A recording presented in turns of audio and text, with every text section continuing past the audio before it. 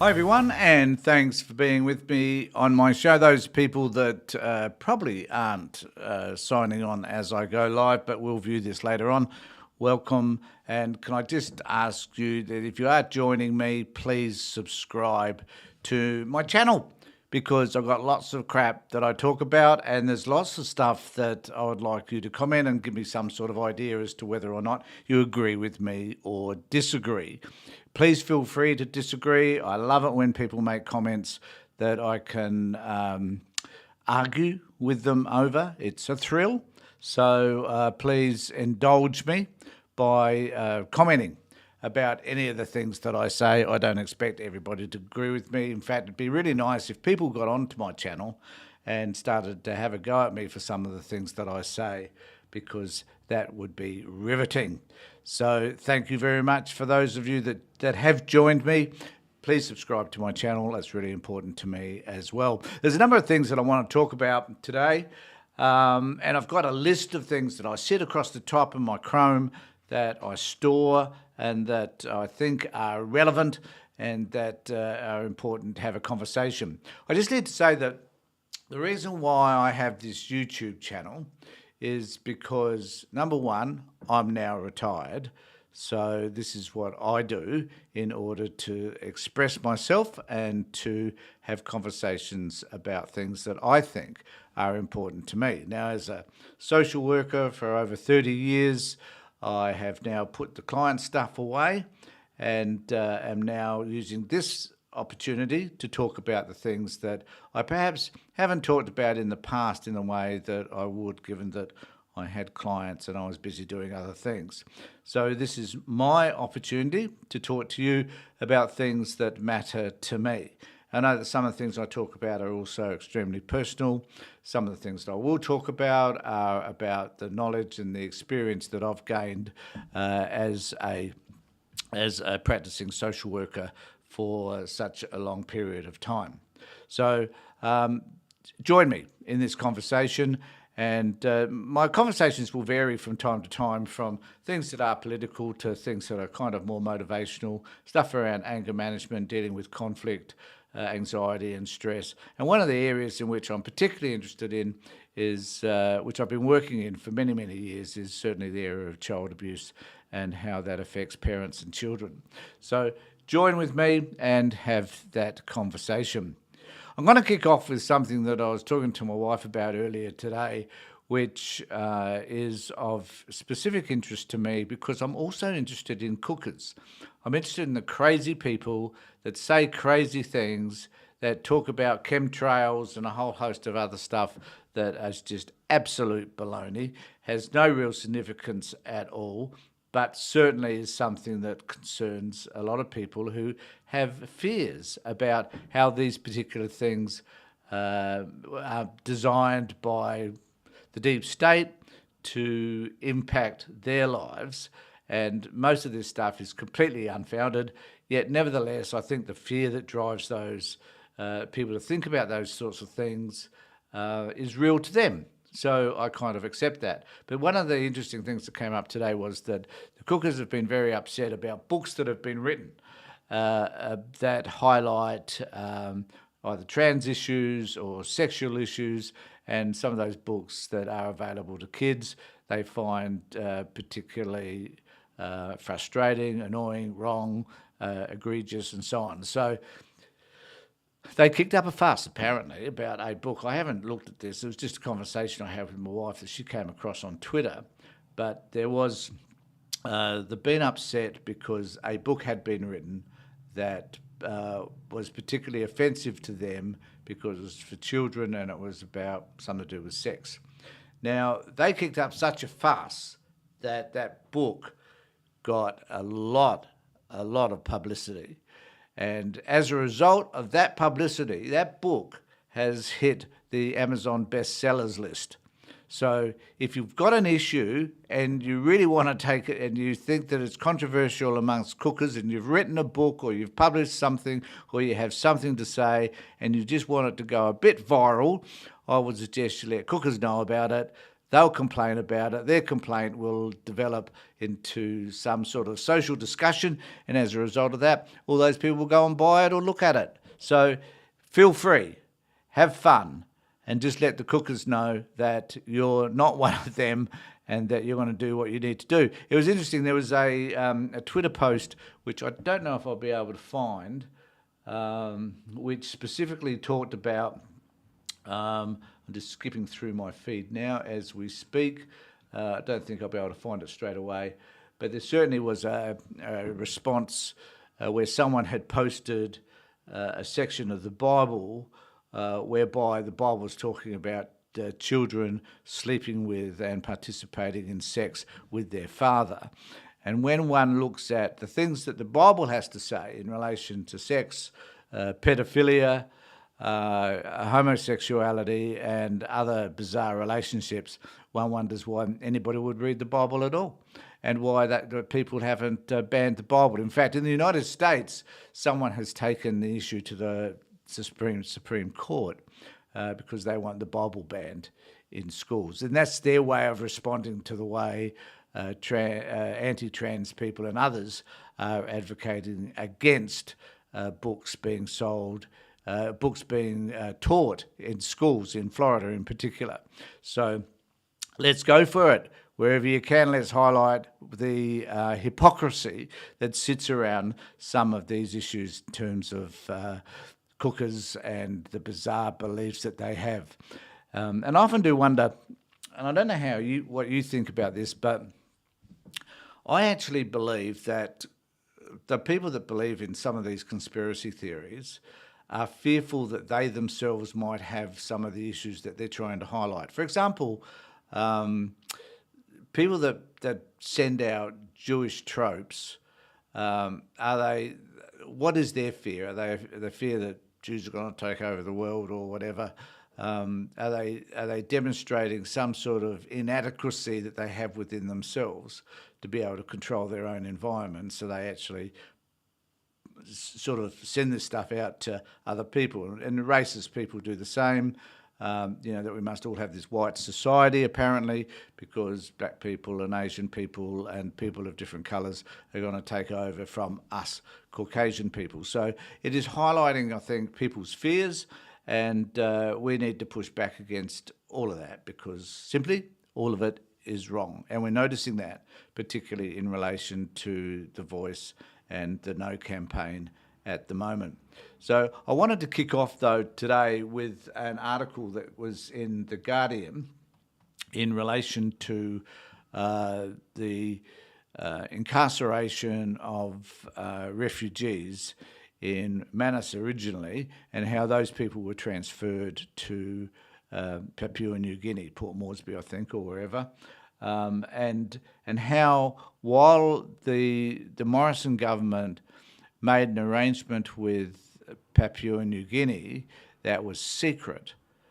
So there was a financial arrangement they made with Papua New Guinea, and we, those people paying for it, you and I, of course, didn't know about it because it was the Morrison government, and the Morrison government wasn't prepared to tell us much at all about anything that they did, including how many particular hats Scott Morrison was choosing to wear at any particular given time.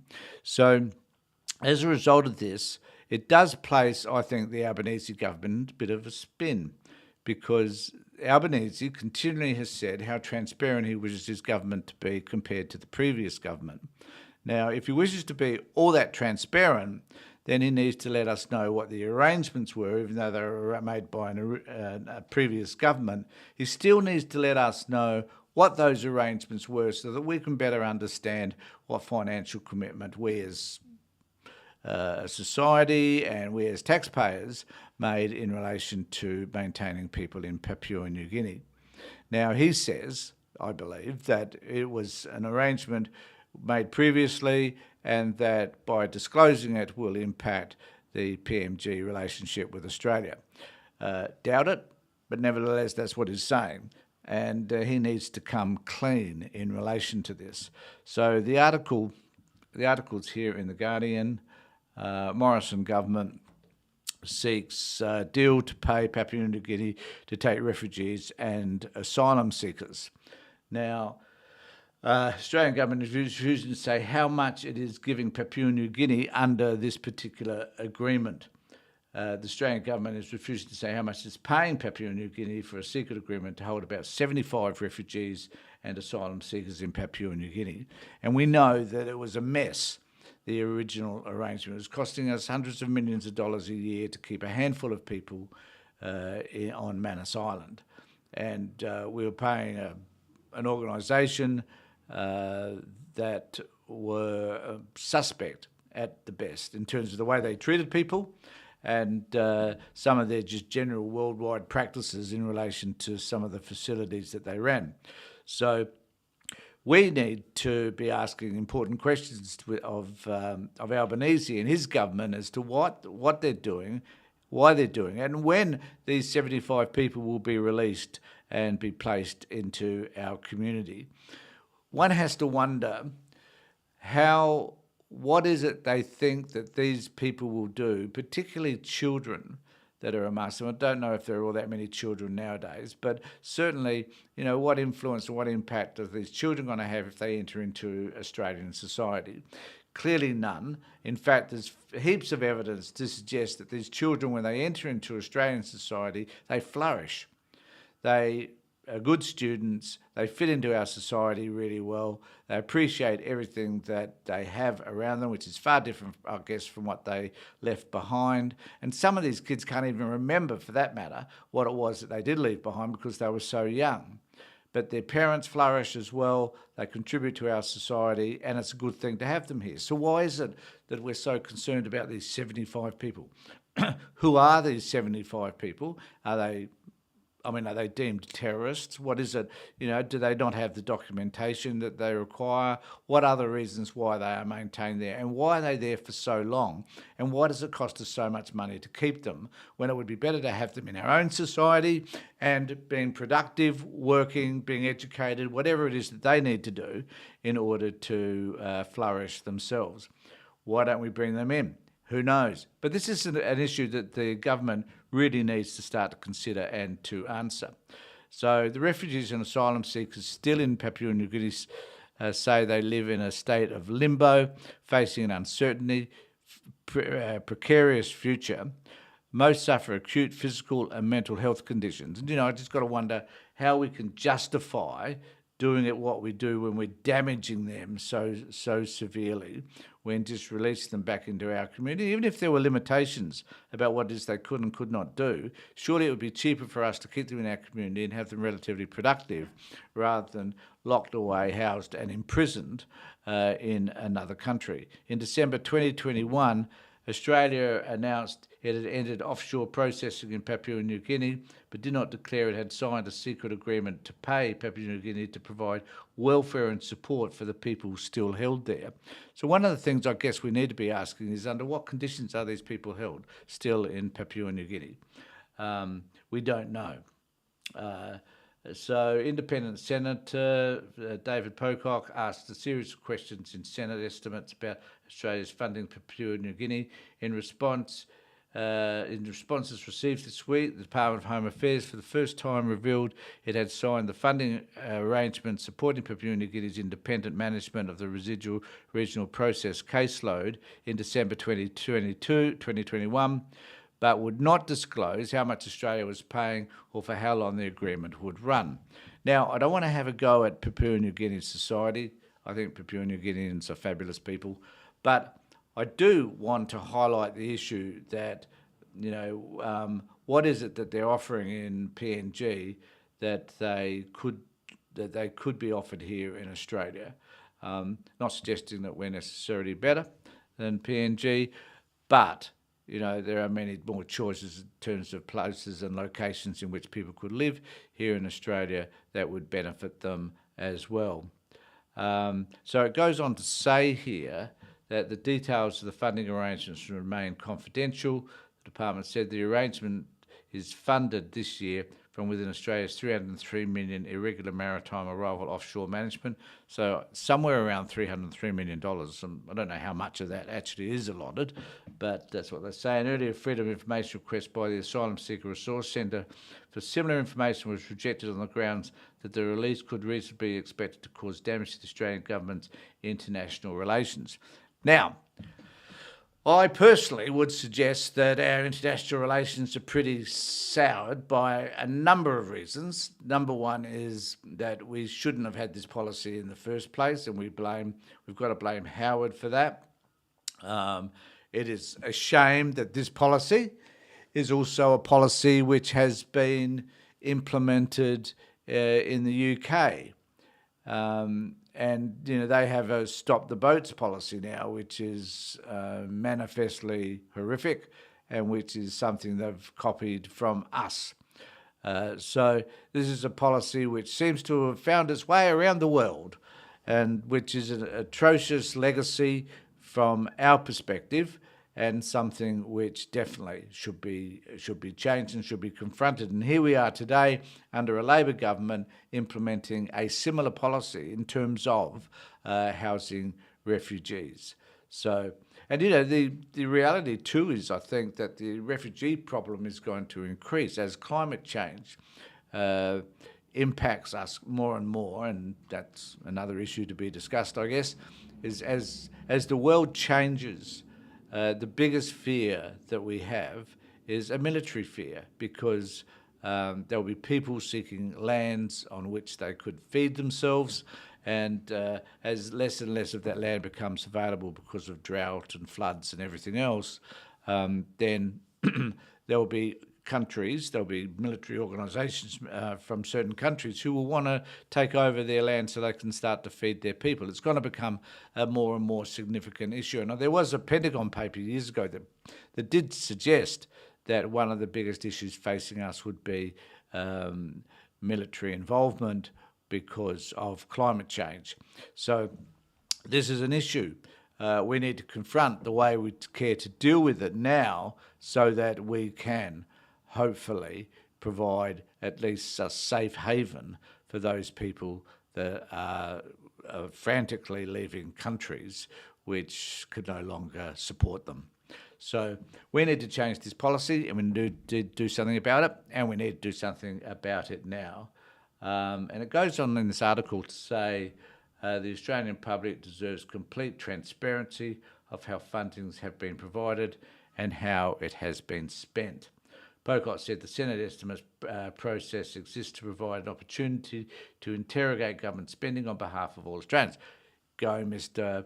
Pocott, doing a fabulous job too, I hasten to add. Our democracy is stronger and healthier when the process is fully respected. And I think that is so true. So let me know what you think, if you've got any views on any of that down below, and we can have a conversation about it if you so desire. The next issue that I wanted to talk about, and hope you're sticking with me, and as I say, if you've got a comment, pop it down below, and if you could subscribe, yeah, that'd be nice. Just go for it, do it. And also, if you want to contact me, you can do so by contacting me on this email as well. Okie dokie. Moving on to the next issue. Kerry O'Brien, who, some of us probably hold Kerry up as a shining light from the ABC, is one of those people, I think, that developed a great deal of respect. He did the 7:30 Report for many, many years, and lots of other newsworthy type articles and documentaries and so forth for the ABC. And but he's an avid Yes campaigner for The Voice. And in fact, he was a major player when it came to writing the Yes response to The Voice. And that will be released. I think we'll probably receive in the next couple of weeks. We'll all have a copy of what the Yes campaign is saying and what the No campaign is saying. And I've talked about this before, but we need to be very mindful that there's much within the No campaign which actually is disinformation.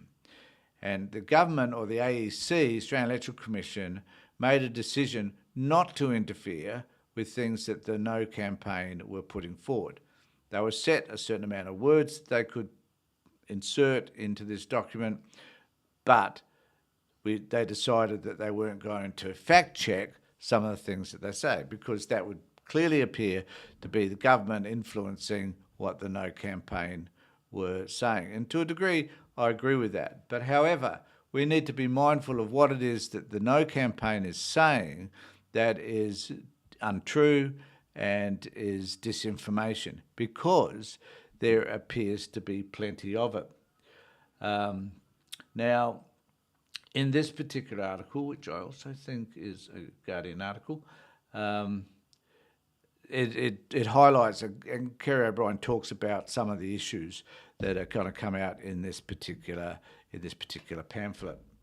The conduct of the official Indigenous Voice No campaign has been an open invitation to racism, says O'Brien. Now, I don't know if you're following any of this and you want to support the No campaign, then go for it. The question I would be asking of you, though, is why? What is there about Indigenous people being recognised in the Constitution that you disagree with? And if you've got a strong disagreement, can you put it down below so that you and I can have a discussion? And perhaps what I would like to do is, if someone has the courage, they want to come on my show and talk to me directly about the reasons why they're supporting the No campaign, please do. It'd be interesting to have that sort of conversation, and we can organise an arrangement for that.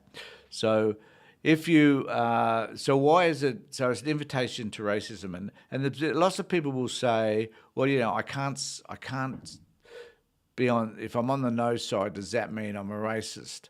And I must confess, I wrestle with that notion, because I tend to think yes. And if you can convince me that you're not a racist, and you have justifiable reasons, and your justifiable reasons cannot be, well, there's a whole bunch of us who are non-Indigenous people and we don't get recognised in the Constitution. That's a hollow and stupid argument. Don't want to hear that one necessarily. And if you do have that argument, why is that important? In what way aren't you doing? You know, racism is already in our Constitution. I forget the article, but there are inserts in there. There are laws rather in relation to racist behaviour, what is acceptable and what isn't acceptable in our society. So those issues are kind of already covered. But why wouldn't we want to recognise people that have been on this land for over 60,000 years, given us who've only been there for 200? It's a no-brainer as far as I'm concerned. And also, you know, what does it mean to Indigenous people generally? Not all of them, because there's some people in the No campaign who are adamant that it's not going to be helpful to them. But in terms of just recognising Indigenous people, First Nations people, why not? I think it's a no-brainer personally. But if you've got an objection to that, let me know. Put a comment in below and we can have a conversation about it. But Kerry O'Brien, the man of the moment, says that it will be an open invitation, and it is, and I can't disagree with that.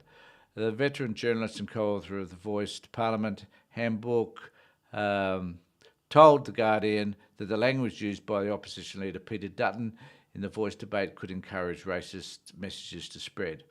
When I heard Peter Dutton, now look, you've got to, I guess to some extent, you got to admire Peter, because he has this, you know, like, whatever is on the left of politics, Peter has to disagree with, no matter what. And I'm sure there are some issues there that he thinks, well, I don't know why I'm disagreeing with this, but because Anthony Albanese says it, or somebody else on the government side has made a statement, I automatically have to disagree with it.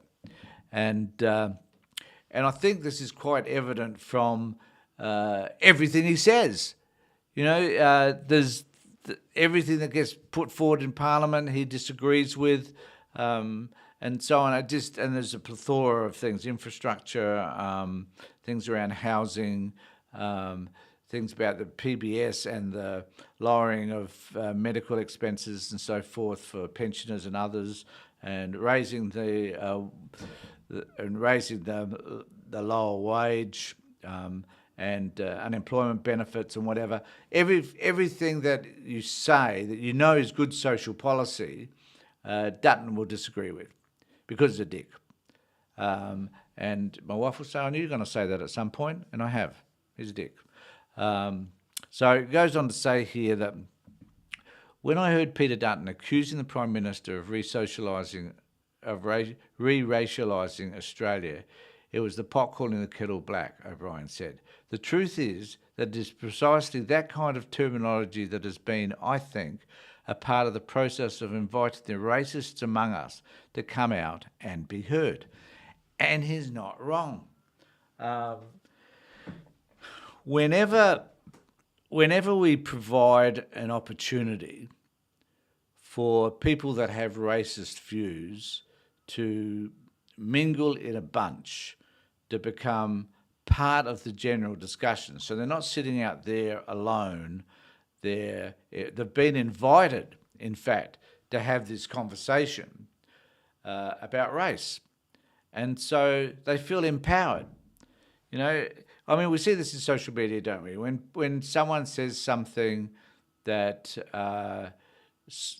creates or sponsors a response from racists, and then all the other racists get on board, and they think then that they have an opportunity to legitimise their views. And as a result of that, a lot of racist opinion just seems to be there. It was quite dormant before, and then suddenly it all seems to come to life because they then seem to have permission to be able to talk about their own racist views. So they seek a way, therefore, to justify their views around racism. And as a result of that, we are bombarded by a lot of people justifying a position around racism at one hand, but saying on the other, I'm not a racist. So the No campaign has meant that people will be able to say, you can't call me a racist just because I'm saying no. Well, we can, and we will, because it's the truth. And all you've got to do to find out whether that's true or not, you just got to watch Sky News, because every one of them, apart from Kelly, every one of them will say exactly that. I'm not a racist. However, and it's when they put that but in. But, on the other hand, this means that we're going to have, a third parliament and all this sort of misinformation shit comes out. And as soon as we start to see that, we know that you're racist. You're just covering it in these other misinformative arguments. And it's simply wrong. So I would suggest you guys stop doing that, because it is not helpful. So back to my mate Kerry. It goes on to say, O'Brien also defended key Yes campaign figures, Megan Davis and Marcia Langton, blasting the No campaign's attack on what they term Indigenous elites. So that's this bit here. So this is the other thing. I found this. I tell you what, I found this most fascinating, because suddenly, so out of the blue, this Indigenous elite shit's come up. So if you're Indigenous,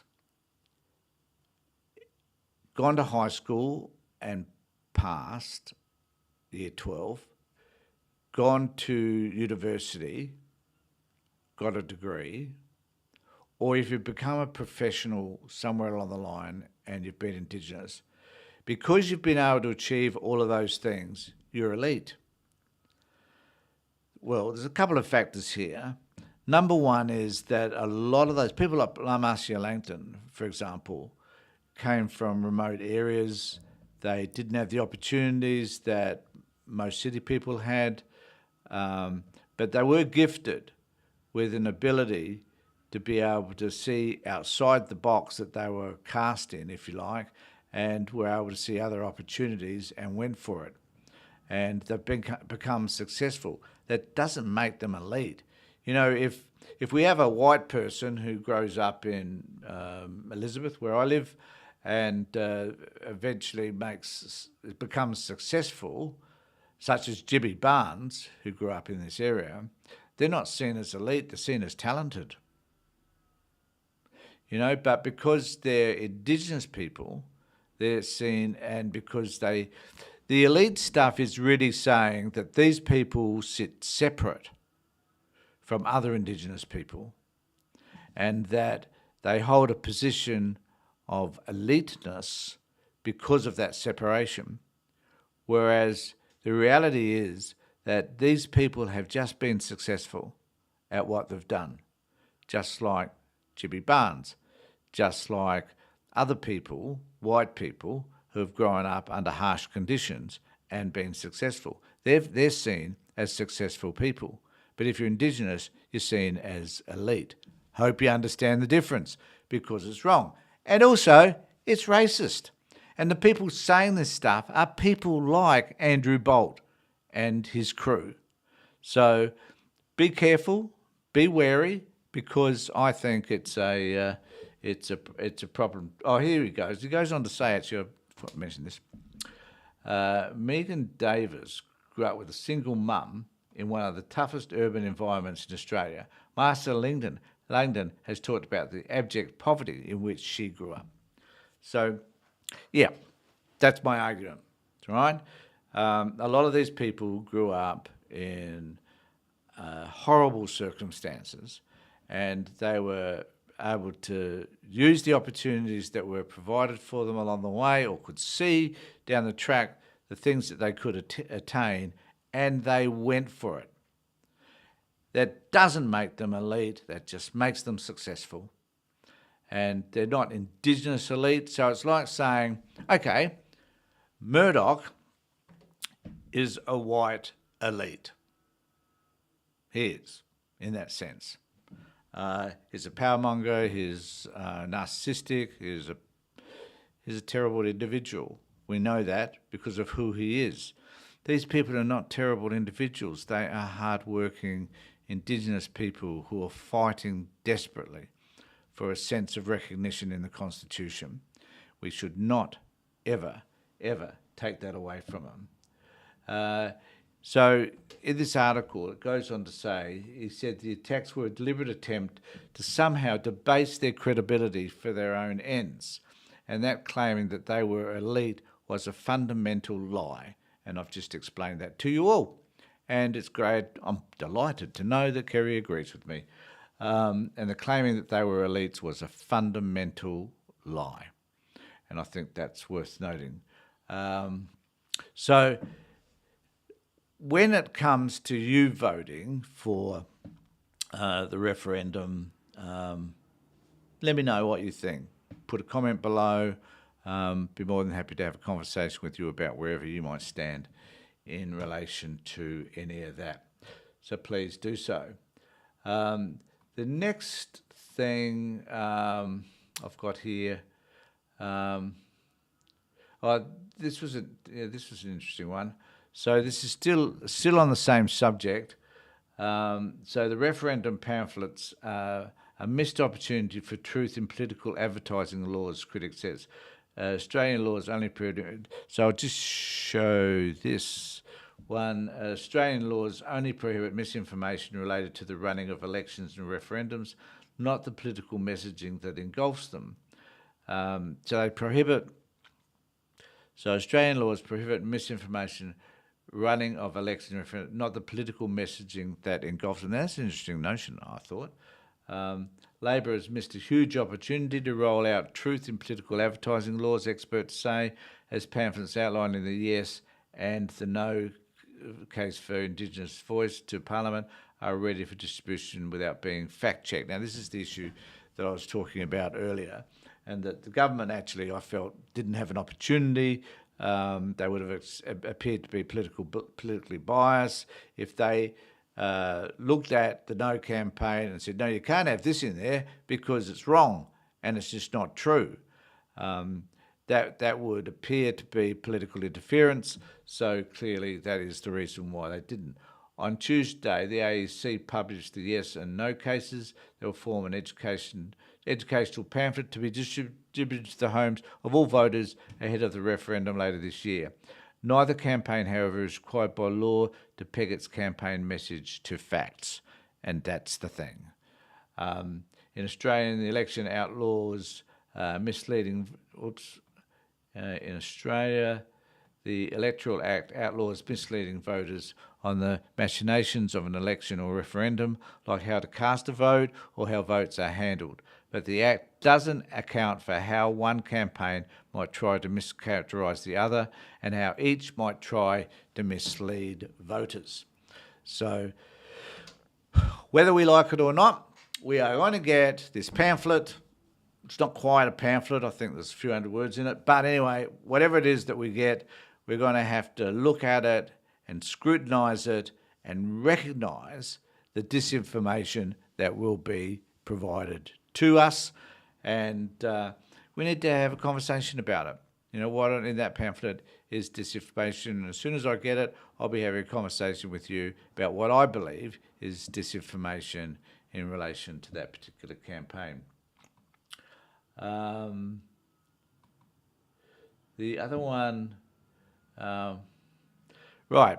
So, and I'm gonna finish on this one, I think. And I might come back and do another live feed later on. It's just that I get tired.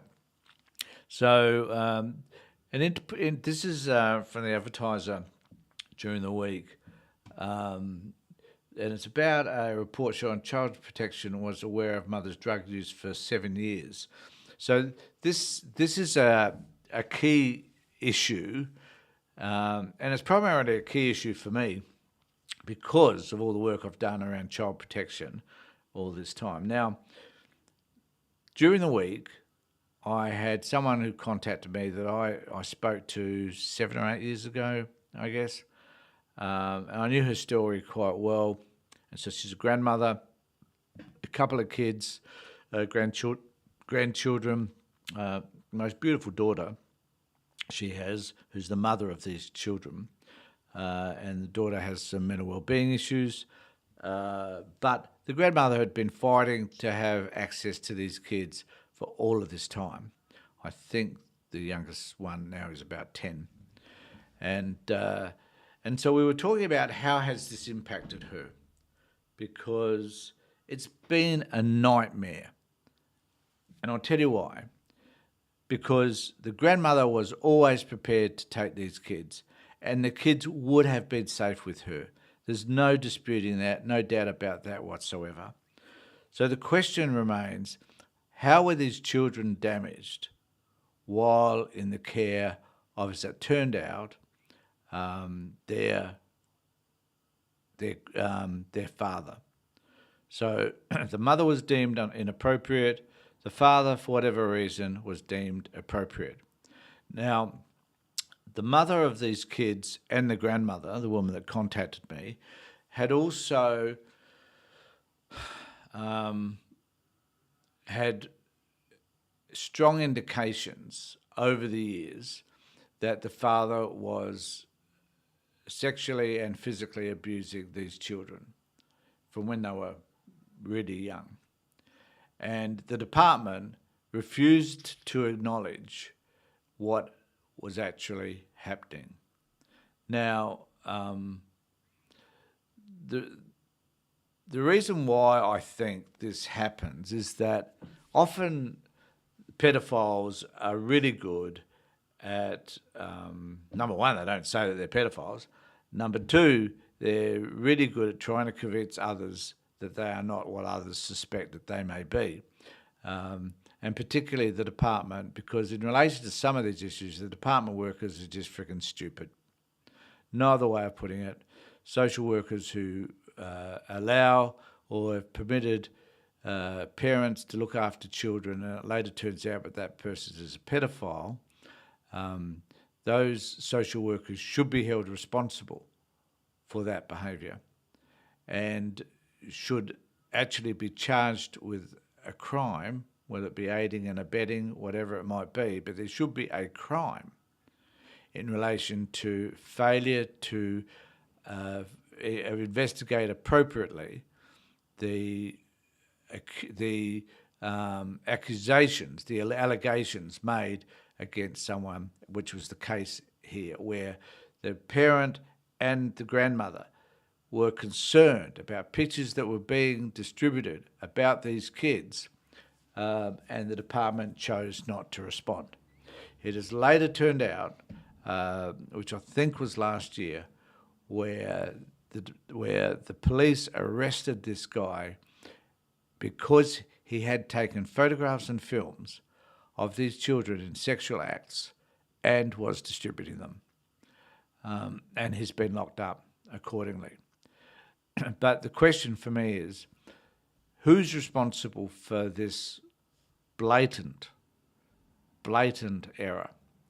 And it certainly is the department. And so who made the decision within the department that allowed this to happen?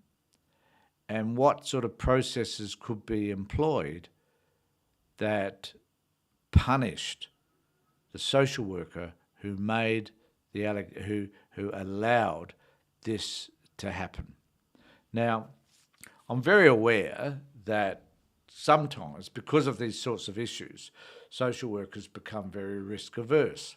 So they then respond in a completely the reverse sort of way, and they say that, any indication that a child may potentially whatever be harmed, we're going to remove them anyway. We're not going to work with the family. We're not going to listen to what other people have to say. We're just going to remove these kids because we don't want down the track for something like what I'm talking about now to happen. So they just remove everybody, as opposed to just doing appropriate sort of investigations, a forensic investigation around some of the allegations that are made. So, number one, don't ignore the allegations that are being made by a parent who hasn't got the kids or the grandparent who hasn't got the kids.